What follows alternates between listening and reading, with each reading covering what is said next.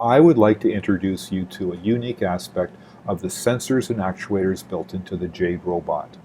The number 100 is used as the upper limit for the hardware interfaces and provides for the ability to look at a traditional robot application in a completely new way.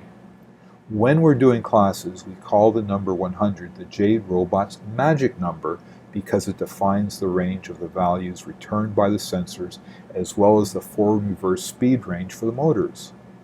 It is also used for the position of the servos as well as the basis for random numbers. Let's see how the consistent use of the value of 100 gives us the ability to create a new approach to the basic robot application of object avoidance. When I do basic robot applications, I first create a loop which consists of a repeat until the enter or middle button of the keypad is pressed by the user. Inside this loop, I start with a 100 millisecond delay to allow movements to take place, as well as changing the perspective of the sensors so they have a new value to work with.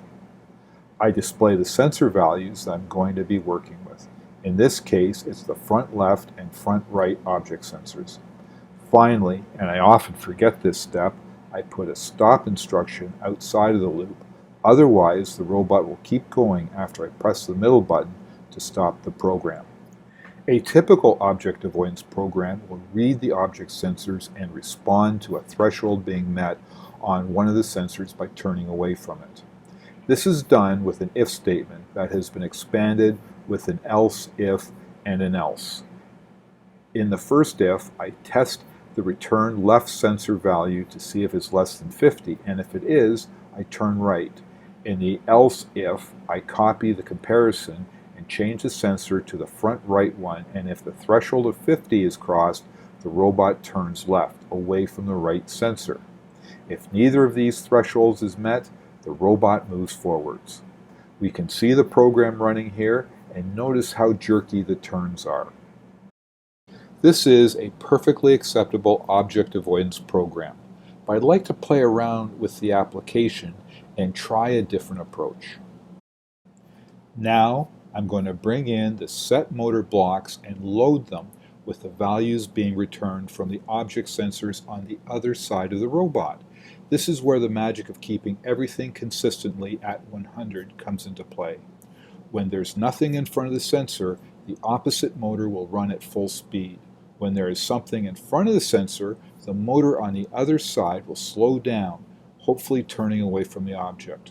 What I really like about this approach is the smooth turning, none of the jerking when the if statements were used in the previous program.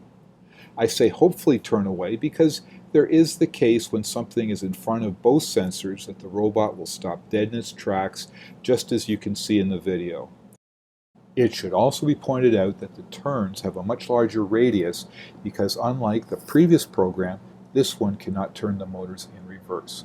So what we now need is a program that retains the smooth motion of the second program but somehow can command the motors to turn in reverse. This can be done quite easily with a little bit of math. By knowing that the object sensors return a value from 0 to 100 and the motors have a full range of 100 to negative 100, we just have to scale the sensor value going into the motor. First, we want to get a positive and negative number for the motor. This can be done by subtracting 50 from the sensor value, which produces a number between positive 50 and negative 50. Doubling this will bring the sensor value into the full motor range. Running this new program shows that we now get the tight turns of the original, but with the smooth motion of the previous program. As an added bonus, you can see that the Jade Robot will back up if something comes towards it. This makes the program of particular value when you're working with other robots or other things that can move. In the interests of full disclosure, this Ifless object avoidance program wasn't thought of when we first started working with the Jade Robot. It was something that we did when we were asked the question, were there other ways of programming object avoidance? The ability to successfully run what-if programs is a tribute to the thought and work that went into the design of the Jade Robot.